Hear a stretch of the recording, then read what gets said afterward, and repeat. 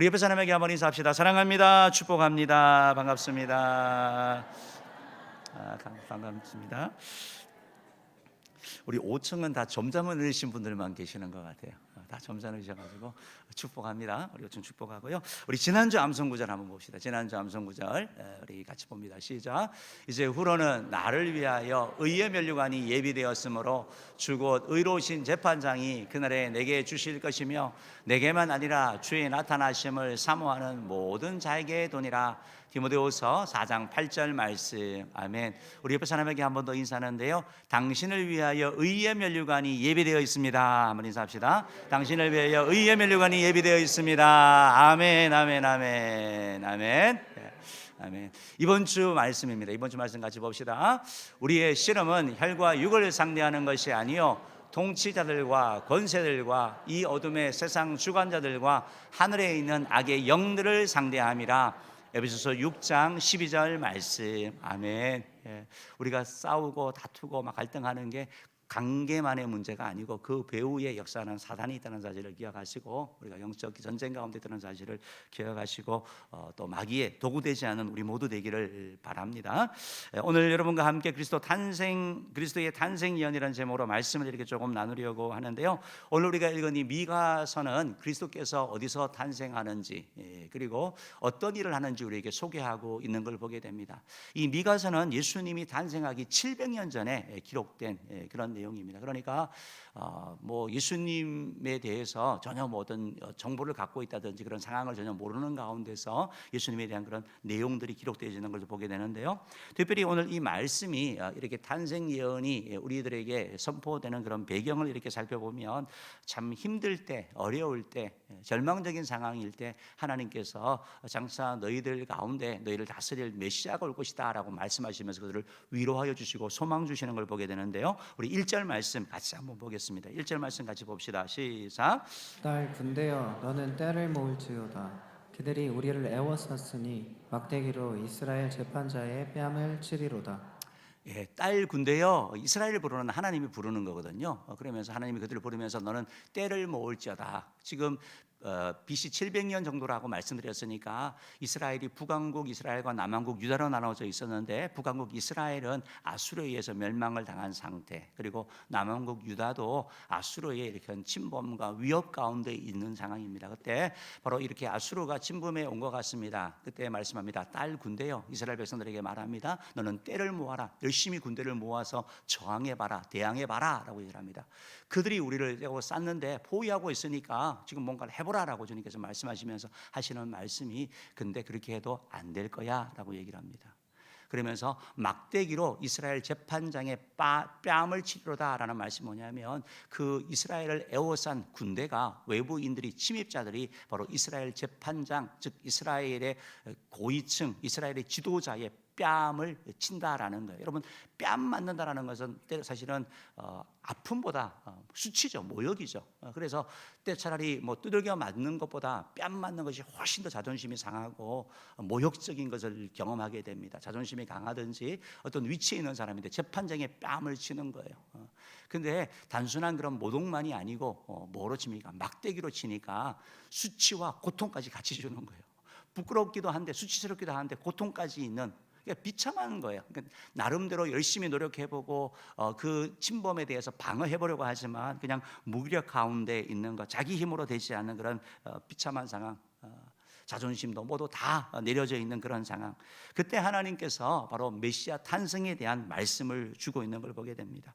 우리도 인생을 살아가면서 때때로 우리 힘으로 뭘 할 수 있다 생각하고 막 잘 될 것 같은데 해보는데 안 될 때, 우리 힘으로 해결하지 못하는 건강의 문제, 물질의 문제, 관계의 문제, 나름대로 뭘 해보는데 되지 않는 그러할 때, 사실은 그때 우리의 마음이 낮아지죠. 그리고 그때 주의 음성이 들리는 것처럼 이스라엘 백성들에게 계속해서 회개하라, 주님 앞에 나오라 말할 때 듣지 않았지만, 바로 이런 위기 상황 가운데 하나님의 바로 회복의 말씀, 어떻게 보면 메시아 탄생의 말씀이 들린 걸 보게 되는 것입니다. 오늘 이 그리스도 탄생의 예언이 있는데, 오늘 이 미가서를 통해서 두 가지를 살펴보려고 합니다. 첫 번째로 미가서를 통해서 바로 그리스도는 베들레헴에 탄생하시는 것을 우리에게 말씀하고 있습니다.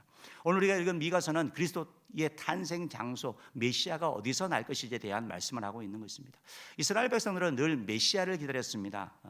메시아는 히브리어고요. 또 그리스도는 헬라어죠. 메시아와 그리스도는 같은 말입니다. 그들은 그들의 구원자를 기다렸습니다. 바로 하나님께서 아담과 하와의 타락 후에 여자의 후손이 뱀의 머리를 상하게 할 것이다 라는 그 말씀처럼 여인의 후손이 언젠가 와서 우리를 구원해 줄 거야 하면서 기다렸는데 도대체 누가 메시아인지 알 수가 없잖아요. 하나님께서 그래서 메시아를 알 수 있는 여러 가지 그런 것을 말씀하셨어요. 이사야 7장을 통하여 처녀가 잉태의 아들을 낳는다라는 말씀을 하시기도 하고, 메시아는 스가랴서 9장 말씀을 통하여 그는 겸손하여 멍에 매는 짐승의 새끼를 탄다라는 말씀을 통해서 그 모습을 보여주기도 하고, 우리가 잘 아는 이사야 53장 말씀처럼 정말 예수님 그는 그가 찔리면 우리의 허물 때문에, 그가 참 우리의 죄악 때문이라고 말씀하고, 잠잠하여 도수장으로 끌려가는 양처럼 잠잠했다. 예수님은 십자가의 그 길 거절할 수 있고 막을 수 있지만 그냥 잠잠하게 정말 양처럼 끌려가는 그런 말씀들, 이런 걸 통해서 바로 메시아가 누구인지 보여주는데, 오늘 우리가 읽은 이 미가 말씀은 메시아가 태어나는 장소를 얘기를 하는 거예요. 여러분, 우리나라만 하더라도 자칭 메시아가 수십 명 되는 거 여러분 아세요? 자칭 예수도 있고 자칭 하나님도 있어요. 어떤 분이 그랬잖아요. 내가 자기가 메시아다 그러니까 옆에 있던 사람이 나는 너를 보낸 적이 없다. 정신병동에서 일어나는 일이죠. 착각하는 거죠.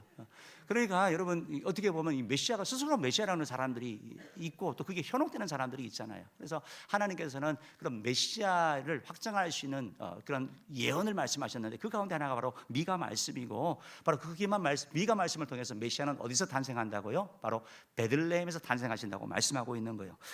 미가서 5장 2절 말씀 한번 읽어볼게요. 읽어봅시다. 시작. 베들레헴 에브라다야, 너는 유다 족속 중에 작을지라도 이스라엘을 다스릴 자가 내게서 내게로 나올 것이라. 그의 근본은 상고에 영원에 있느니라. 아멘. 아멘. 그러니까 이 말씀이 무슨 말이냐? 베들레헴 에브라다야, 너는 유다 족속 중에 작을지라도 이스라엘을 다스릴 자가 내게서 내게로 나올 것이라. 그의 근본은 상고에 영원에 있느니라. 무슨 말인지 사실은 잘 이해가 안 돼요. 그런데 이 말씀이 신약 성경에 보면 마태복음을 보잖아요. 마태복음을 보면 동방 박사가 이상한 별을 보고, 그들이 별을 연구하는 사람인데 이상한 별이 나타나는 거예요. 그리고 별을 따라 이렇게 간 거죠. 이 별은 보통 별이 아니라서 큰 인물이 난다라는 생각을 하고 그 별을 따라서 예루살렘까지 온 거예요. 그래서 당연히 그들이 생각할 때는 바로 예루살렘 궁에 있을 것이다 생각해서 헤롯 왕을 찾아가서 유대인의 왕으로 나신 분이 어디 있습니까? 라고 이렇게 묻게 되거든요. 그 이스라엘의 유대인의 왕 그리스도가 도대체 어디서 나셨습니까? 라고 물을 때 헤롯 왕이 우리 그런 왕 태어난 적이 없는데, 금시초문이라고 얘기를 하면서 바로 제사장과 서기관들을 불러가지고 질문합니다. 너희들 성경을 잘 아니까 혹시 메시아가 어디서 태어난다 그러는지 혹시 아니? 라고 질문합니다. 그때 그들이 바로 이 미가서 5장 2장 말씀을 통해서 잘 알지요. 메시아는 바로 베들레헴 에브라다에서 태어납니다. 베들레헴에서 탄생합니다. 라고 답을 하게 된 걸 보게 되는 거거든요.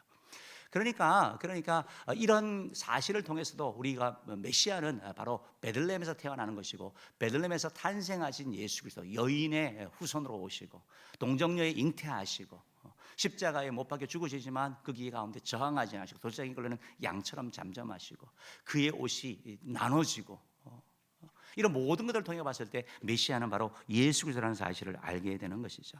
성도 여러분, 이 말씀이 참 중요한데 바로 이 베들레헴 에브라다라고 이렇게 표현하고 있는 걸 보게 됩니다. 그런데 베들레헴이라는 것은 예수님의 고향이 아니에요.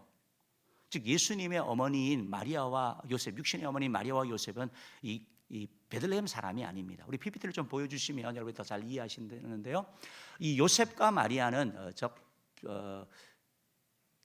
빨간 글씨로 갈릴리라고 되어 있고, 그 밑에 보면 나사렛이라고 표시되어 있는 화살표 표시 있죠. 저 북쪽 이스라엘에 있는 나사렛이라는 동네에 출신 사람입니다. 그러니까 저 마을에 살던 사람인데 임신은 했는데 그때 총독이 아구스토가 영을 내린 거예요. 명령을 내려가지고 자기 고향에 본적에 돌아가서 호적을 해라. 그러니까 그걸 하기 위해서 고향 땅을 떠나가지고 가다가 결국 어디서요? 자기 고향인 베들레헴에 와서 출생을 한 거죠. 그러니까 오늘 말씀처럼 베들레헴 에브라다야, 너는 유다 족속 중에 가장 작지 않아도 내게서 이스라엘을 다스릴 자가 나온다라는 이 말씀이 성취된 것을 말하고 있는 거예요. 원래는 예수님은 나사렛에서 출생해야 되는 거죠. 그런데 하나님께서 역사를 이끌어 가시면서 바로 베들레헴의 출생함으로 말미암아 예수님이 바로 그리스도인 것을 나타내는 거죠. 만약에 예수님이 베들레헴에 출생하지 아니하시고 나사렛에서 출생하셨어요. 이분이 기적도 행하시고 뭐 동정녀 잉태했다고 그러고 다 해요. 그럼 안 맞는 거예요. 그러면 메시아가 아니에요. 메시아처럼 보인 거죠. 사랑하는 성도 여러분, 성경 말씀은 이걸 통해 가지고 바로 하나님께서 역사를 이끌어 가시고 예수님이 그냥 만들어진 존재가 아니고 하나님께서 이 땅에 보내신 우리의 그리스도라는 것을 말씀하고 있는 것이죠.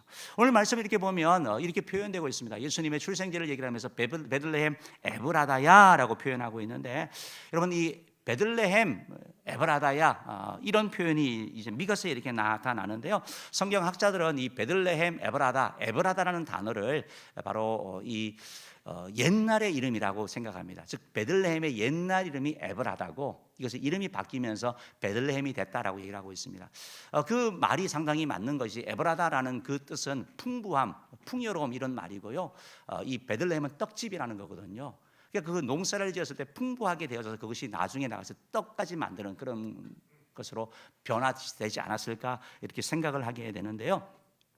왜 오늘 그러면 우리가 읽은 미가서 5장에서는 그냥 베들레헴에서 예수님이 출생한다라고 하지 아니하시고 베들레헴 에브라다라고 이렇게 말씀하셨을까라고에 대해서 또 생각을 해보게 되는데, 성경을 보면 우리가 이제 이스라엘 지도에 대해서는 잘 모르지 않습니까? 그런데 베들레헴이 다른 곳에서도 있었다라는 거예요. 우리나라도 마찬가지죠. 여러분 신사동 아시죠? 한때 이렇게 밤에 술 드신 분이 신사동 가자 그러면 엉뚱한 동네로 가 있는 경우 많이 나타났잖아요. 다른 거예요. 같은 이름인데 지역이 다른 거예요. 마찬가지로 베들레헴도 다른 곳에 있다고 얘기를 하고 있습니다. 우리 PPT를 한번 좀 보여주시면 아마 조금 더 나을 것 같네요. 다음 거 보여주시면 되겠습니다. 예. 앞에 거 먼저 볼게요. 죄송합니다. 앞에 거 이렇게 보면 지금 이스라엘이 지금 전쟁하고 있는데, 여러분 뉴스를 통해서 계속 가자지구 소식 계속 듣고 있죠. 가자지구는 저렇게 작은 거예요. 넓지 않습니다. 저 끝에 있는 저렇게 팔레스타인 지역을 말하는 거거든요. 그러니까 저 가자 지구에서 지금 계속 이스라엘과 지금 계속 그런 그런 충돌이 이렇게 일어나고 있는 그런 부분이고요.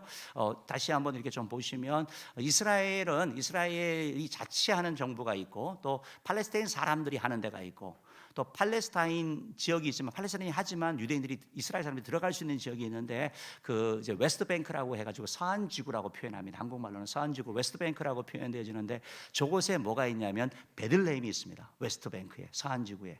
예루살렘은 서한 지구에 들어가지 않습니다. 예루살렘은 유대인들이 통치하고 있고, 즉 웨스트뱅크 가운데 베들레헴이 들어가 있는데, 즉 베들레헴이 저 지역에 하나가 있고요. 다음 이제 사진을 이렇게 보시면, 다음 사진을 보시면 밑에 베들레헴이 분명히 보이죠. 영어로 되어 있어서 죄송한데요. 베들레헴이라고 이스라엘이고 베들레헴이라고 되어 있고, 위에 보면 또 베들레헴이 있습니다. 베들레헴 오브 더 갈릴리에서. 그래서 베들레헴 에브라다라고 말하는 것은 바로 예수님의 출생지가, 아니 북쪽에서 태어나놓고도 내가 메시아다라고 말하면 안 되잖아요. 그러니까 예수님의 그 출생지가 바로 베들레헴 에브라다라고 하셔서 바로 예수님께서 바로 참된 메시아인 것을 우리에게 보여주고 있다는 사실을 여러분 기억하시면 좋겠습니다. 그렇다 그러면 오늘 이 말씀을 이렇게 보면서 베들레헴 에브라다야 너는 유다 족속 작을지라도라고 표현하고 있는데, 이 베들레헴의 특징이 무엇입니까? 베들레헴의 특징은 무엇입니까? 작다라는 거예요. 작다라는 게 크기가 작다라는 그런 것보다는 지도 내리셔도 되고요. 좀 보잘것없다. 어떻게 보면 그게 크게 부각되지 않는다. 미천하다 이런 의미가 작다라는 의미 가운데 있거든요. 그러니까 베들레헴은 사람들이 주목하는 그런 동네가 아니에요. 우리가 어떤 그 강원도의 어떤 지역을 얘기를 하고 어떤 충청도의 어떤 지역을 마을 사람들에게는 있지만 우리에게는 큰 의미가 없는 그런 지역처럼 베들레헴이 어떻게 보면 그렇게 큰 부각되지 않는 지역인 것을 보게 되는 것이죠. 여러분 메시아 그리스도 이스라엘을 다스릴 자가 오시는데 그분은 어떤 곳에서 오셔야지 정상이겠습니까?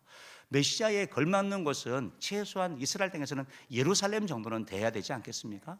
수도이고 어떻게 보면 화려하고 괜찮고 멋있는 곳에서 예수님이 탄생하셔야 될 것 같은데, 예수님은 나사렛 베들레헴에서 탄생하셨다라는 거예요. 더군다나 예수님은 베들레헴에서 탄생하시고 그분이 성장하신 곳이 바로 나사렛입니다. 나사렛. 그래서 나사렛 예수 들어보셨죠? 나사렛 예수. 아까 지도 봤듯이 바로 위쪽에 있는 거거든요. 그러니까 이 갈릴리 지역도 이 유대인들 이 밑에 있는 이 유대 지역 사람들에게는 좀 촌이라고 생각을 하는데 그곳에서 더 들어가는 곳이 바로 나사렛입니다. 그래서 심지어 예수님이 나사렛 예수고 나사렛에서 났다라고 할 때 사람들이 야 나사렛에서 무슨 선한 게 날 수 있느냐 이 말 들어보셨죠? 그러니까 아주 무시하는 그런 지역. 그러니까 예수님께서 왜 베들레헴 좀 괜찮은 곳에서 나타나고 잘할 때라도 도시 대도시 아니면 명문 이런 곳에서 하면 좋겠는데 예수님은 왜 어떻게 보면 가장 낮은 곳, 가장 비참한 곳으로 예수님은 그렇게 가셨을까요? 예수님이 그렇게 그곳에서 정말 화려한 예루살렘 왕궁이 아니고 또 뭐 세련된 곳이 아닌 그곳에서 예수님이 나신 것은 바로 예수님께서 세상의 다른 어떤 왕들 다스리는 존들과 다른 구별되는 분인 것을 우리 가운데 보여주시는 것이죠. 오늘 2절 부분 말씀을 다시 한번 봐야 되는데 여러분 예수님에 대하여 생각하면서 어떤 분들은 야 예수님이 사람인데 갑자기 어떻게 위대한 인물이 되어서라고 생각하는데 오늘 성경은 바로 예수님이 바로 그리스도가 하나님이신 것을 말씀하고 있습니다. 다시 한번 읽어봅시다. 시작. 베들레헴 에브라다야 너는 유다 족속 중에 작을지라도 이스라엘을 다스릴 자가 내게로 나올 것이라. 그의 근본은 상고에 영원에 있느니라. 그러니까 여러분 5장 2절 말씀을 분석을 해보니까 메시아는 이스라엘을 다스리는 자죠. 그분은 베들레헴 에브라다에서 출생하시는 거예요. 그것은 베들레헴은 유다 족속의 작은 곳, 어떻게 보면 좀 빈약한 곳이라고 말씀을 드렸고, 그런데 이스라엘을 다스릴 자가 내게서 내게로 나온다. 이 하나님으로 표현되는 거예요. 그러니까 하나님이 나를 위하여 메시아를 그리스도를 보낸다는 거거든요. 나를 위한 그리스도가 태어난다라는 것입니다. 그러면서 그 그리스도의 그 근본이 뭐냐? 근본이라는 것은 그리스도가 어디서 시작되느냐? 시작이 어디냐라고 할 때 상고의 영원에, 즉 시간이 있기 전부터 영원 전부터 계신 분이 바로 우리 그리스도 예수님이라는 걸 말씀하고 있는 것입니다. 그러니까 예수님은 훌륭한 인물이 아니라 사람이 아니라 바로 하나님이신 것을 오늘 미가서 5장 2절에서는 우리들 가운데 말씀하고 계시는 것이죠. 그러다 그러면 태초부터 계시고 영원하신 하나님이신 그분께서 왜 베들레헴에 어떻게 보면 그 천한 곳에 이렇게 탄생을 하셨냐 우리가 생각해 볼 수가 있는 것이죠. 몇 가지 생각해 볼 수 있는데 첫 번째 생각을 해보면서는 여러분 예수님은 메시아는 다윗의 후손으로 와야 되는 거거든요. 그렇기 때문에 베들레헴은 다윗의 고향입니다. 그러니까 베들레헴 에브라다에서 출생을 하셔야 되는 것이고 또 하나는 베들레헴은 그 이름 그 자체로 떡입니다. 떡집이라는 의미가 있습니다. 예수님은 우리의 생명의 떡이 되십니다. 그래서 우리에게 생명을 주시고 우리를 살리시고 우리를 변화시키고 그 능력을 행한다는 측면에서 예수님은 베들레헴에서 탄생하셔야 될 것 같고 또 하나 더 생각해 볼 때는 여러분 베들레헴은 말씀드렸듯이 완전 총구석입니다. 모르는 것입니다. 부각되지 않는 것입니다.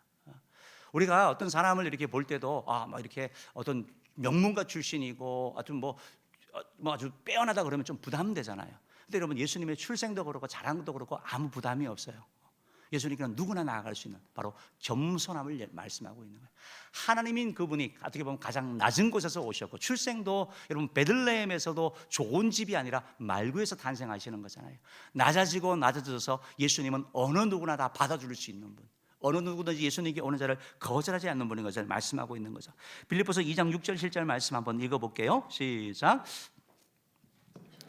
그는 근본 하나님의 붙이시나 하나님과 동등됨을 취할 것으로 여기지 아니하시고 오히려 자기를 비워 종의 형체를 가지사 사람들과 같이 되셨고. 그 예수님은 하나님과 같은 분인데 그런데 하나님께 절대 순종해가지고 사람의 몸을 입고 인간의 몸을 입고 베들레헴 말구에서 탄생하셨다고 말씀하고 있는 거죠. 왜요? 예수님은 겸손함을 보여주는 거예요. 그래서 예수님께 나오는 자는 어떤 누구든지 예수님이 야, 너 싫어, 너 안 돼 라고 거절하지 않는다라는 거예요. 돈이 없어도 병들어도 나이가 많아도 나이가 어리다고 애들은 절로 가. 예수님은 그러지 않아요. 어린아이를 내게 데려오라고 말씀하셨고 죽어가는 자도 주님 앞에 나오면 주님께서 그들 도와주시는 분, 그분이 바로 우리 예수님의 성품을 나타내는 거죠. 그래서 예수님이 말씀하지 않습니까? 나는 마음이 온유하고 겸손하다. 이 겸손함은 교만하다라는 것은 사람을 내치는 걸 얘기를 하는 거잖아요. 주님 앞에 나오는 자 주님은 다 받아주시는 거죠. 상한 갈 때도 꺾지 아니하시고 꺼져가는 심지도 끄지 않으시는 주님께서 저 여러분을 포용하여 주시고 받아주시는 사실 여러분 꼭 기억하시기를 주님으로 축복합니다. 여러분은 예수님은 여러분 아무도 거절할 사람 없어요. 여러분들 가운데 야 너는 안 돼, 넌 자격 안 돼, 그러지 않아요. 예수님은 바로 그 일 때문에 베들레헴에 오시고 낮아지시고 겸손한 몸으로 오시고 오기만 하면, 찾아오기만 하면 어떤 누구든지 죄를 용서해 주시고 살 수 있는 길을 열어주시고 은혜를 주시는 사실 여러분 기억하시기 바랍니다. 한 가지 더 생각을 해보는 것은 여러분 베들레헴은 말씀드렸듯이 그냥 총구석이라고 알려드렸잖아요. 근데 여러분 베들레헴이 누구 때문에 유명해졌습니까? 여러분 베들레헴 다 들어보셨잖아요. 누구 때문에요? 예수님 때문에 유명해지는 거예요. 우리 한 사람 한 사람은 출신이 그렇고 배운 게 없고 돈이 없고 그럴 수 있지만 우리 한 사람 한 사람의 존재 가치가 어디 있느냐? 예수님께 있는 거예요. 저와 여러분이 아무것도 없어도 예수를 소유하게 되면 하나님은 그걸 보시고 우리의 죄를 용서해 주시는 거예요. 우리 하나님의 자녀 삼아 주신다고요. 천국 가게 하신다고요. 하나님의 자녀 되게 하시고 이 땅을 살아가는 데 도와주시고 은혜 베풀어 주시는데 그게 우리가 잘나서가 아니고 우리가 뭘 해서가 아니고 바로 예수 그리스도의 생명을 소유했기 때문에 베들레헴이 예수님의 탄생지로 귀하게 여김받은 것처럼 저와 여러분이 바로 예수님 때문에 그렇게 되는 거예요. 우리 PPT 한번 좀 보여주시면 좋을 것 같아요. 한번 우리 성지순례를 이렇게 못 가고 하니까 영상으로 이렇게 보는데 저 교회가 바로 예수님 출생교회예요. 예수님의 탄생교회라고 불려지는 베들레헴에 있는 곳입니다. 다음 사진 이렇게 보여주시면 좀 다른 각도에서 이렇게 본 거고요. 저 교회에 이제 들어가는 다음 사진 보여주시면 저 입구가 저래요. 그래서 저기에는 무릎을 굽혀서 들어가야 된다 그래서 저 문을 겸손의 문이라고 불립니다.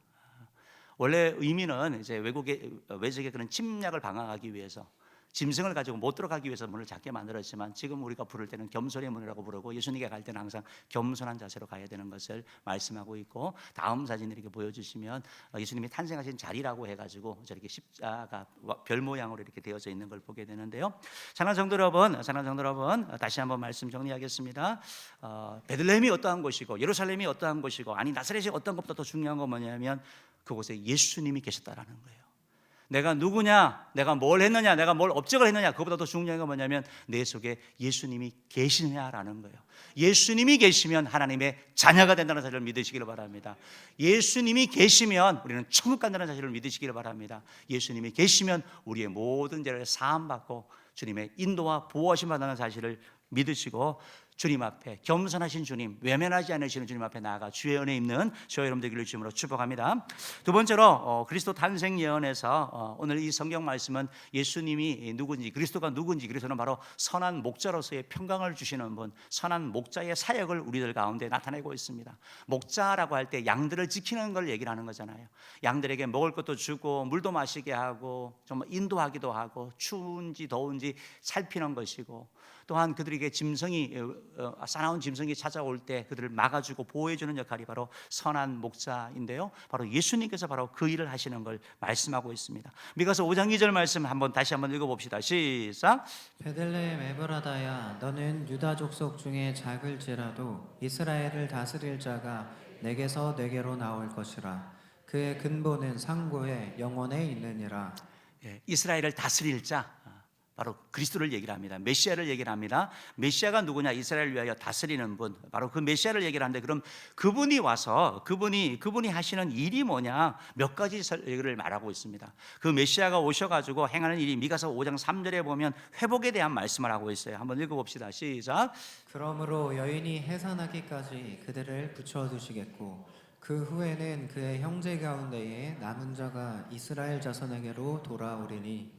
우리 과거에 이제 개혁 성경에는 임신한 여인이 해산하기까지 이렇게 표현되어 있었거든요. 그러니까 때가 있는 거예요. 고통에도 때가 있는 거고, 근데 그 때가 되면 하나님께서 풀어주신다고 말씀하고 있고, 그 때가 될 때 하나님께서 이스라엘 자손에게 돌아오게 하는 회복의 역사를 주시는 것을 말씀하고 있는 것입니다. 그러니까 이스라엘은 베들레헴에 오신 메시아를 통해 가서 회복될 것에 대한 말씀, 회복에 대한 돌아오게 되는 회복에 대한 말씀을 하고 있는 걸 보게 되고요. 5장 4절 말씀도 보면 이런 말씀이 있습니다. 읽어볼게요. 시작. 그가 여호와의 능력과 그의 하나님 여호와의 이름의 위엄을 의지하고 서서 목축하니 그들이 거주할 것이라.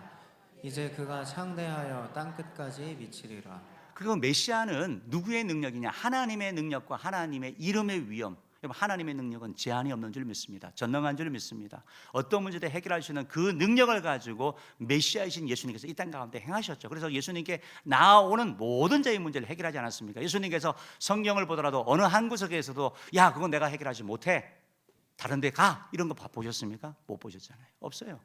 왜? 하나님의 능력으로 행하시기 때문에 그러는 거예요. 아무리 유명한 의사도 가보면 이건 내가 못합니다 하는 경우들이 있어요.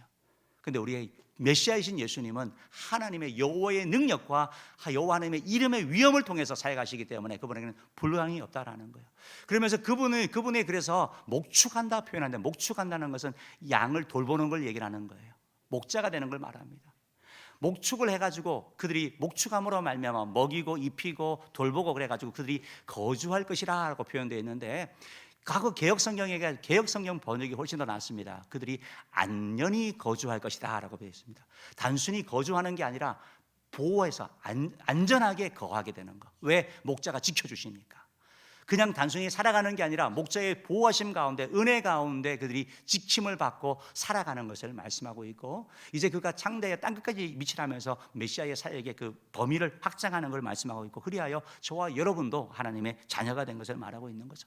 5장 5절 6절 말씀 한번 더 읽어보겠습니다. 5절 6절 말씀 읽어봅시다. 시작. 이 사람은 평강이 될 것이라. 아수르 사람이 우리 땅에 들어와서 우리 궁들을 밟을 때에는 우리가 7 목자와 8 군왕을 일으켜 그를 치리니 그들이 칼로 아수르 땅을 황폐하게 하며 니므롯 땅 어귀를 황폐하게 하리라. 아수르 사람이 우리 땅에 들어와서 우리 지경을 밟을 때에는 그가 우리를 그에게서 건져내리라.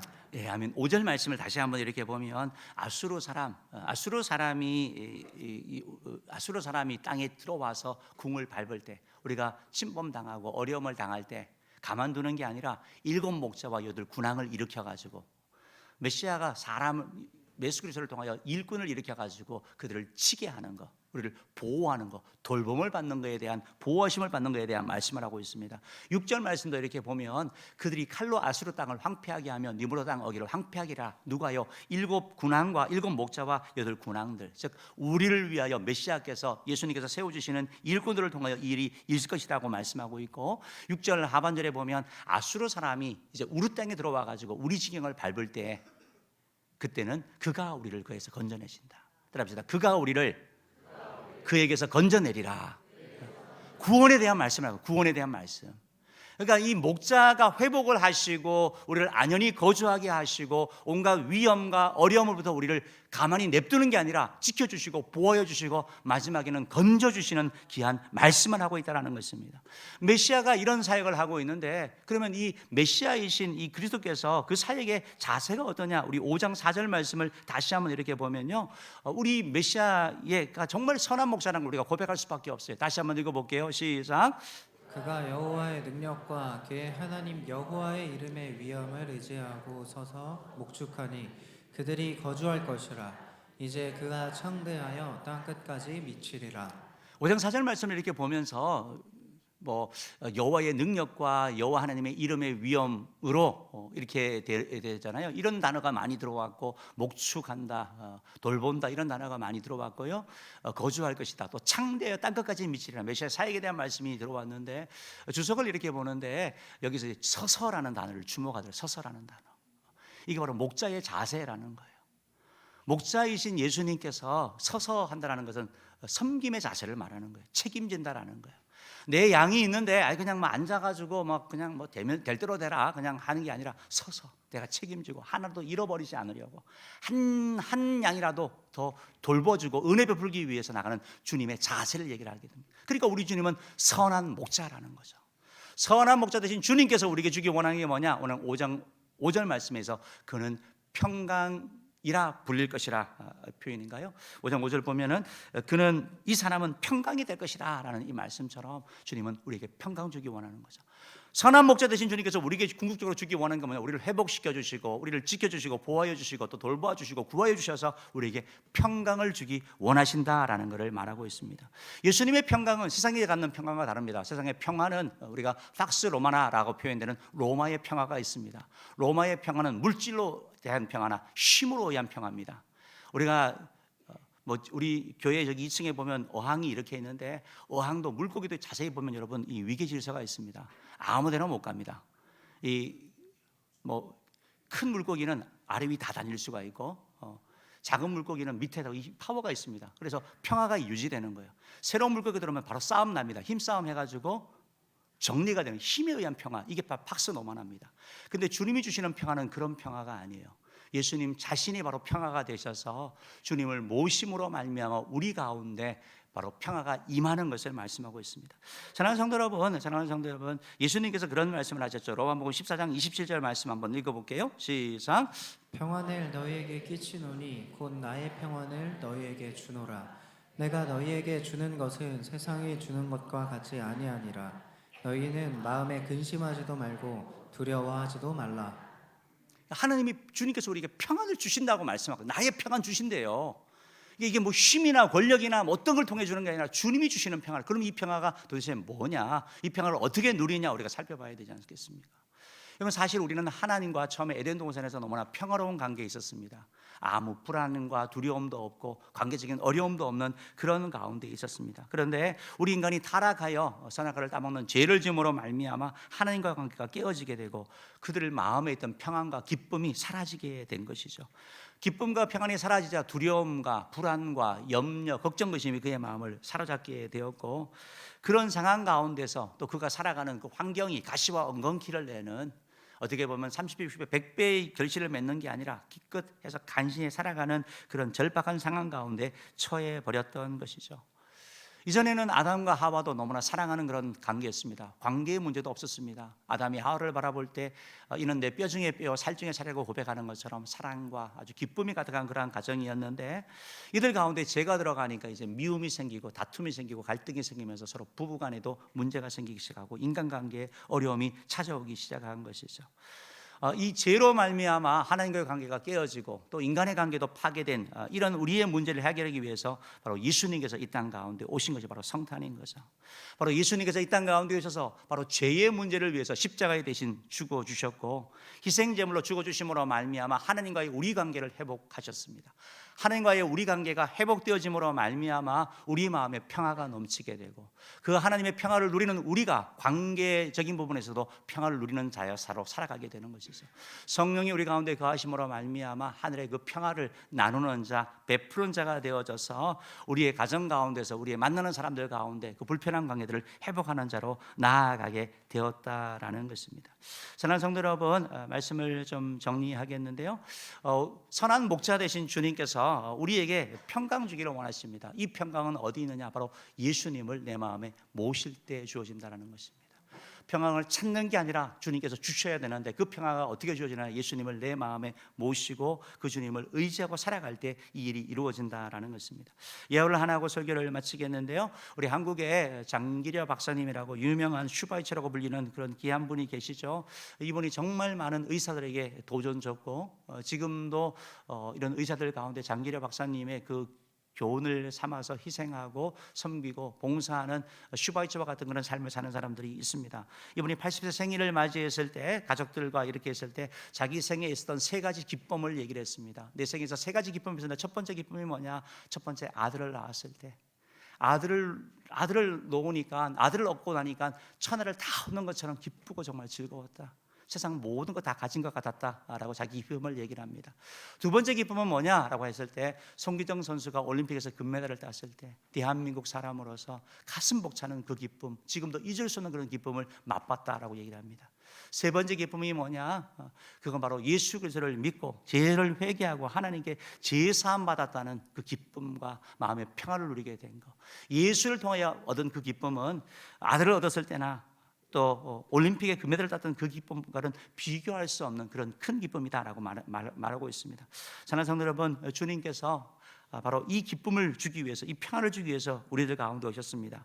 지극히 높은 곳에서는 하나님께 영광이요 땅에서는 기뻐하심을 본 사람들 중에 평화로다라고 말씀하고 있습니다. 바로 평화의 왕이신 예수님을 여러분의 마음 가운데 모셔드림으로 말미암아 여러분 마음의 평화가 임하기를 바랍니다. 주님을 여러분 가운데 모심으로 말미암아 여러분 가정 가운데 부부간의 관계가 또 부모 자식 간의 관계가 회복되어지기를 바라고 또 우리 교회 공동체 가운데도 불편한 관계가 있다면 평화의 왕이신 예수 그리스도를 통하여 회복되어지는 역사가 있기를 주님으로 축복합니다. 기도하겠습니다.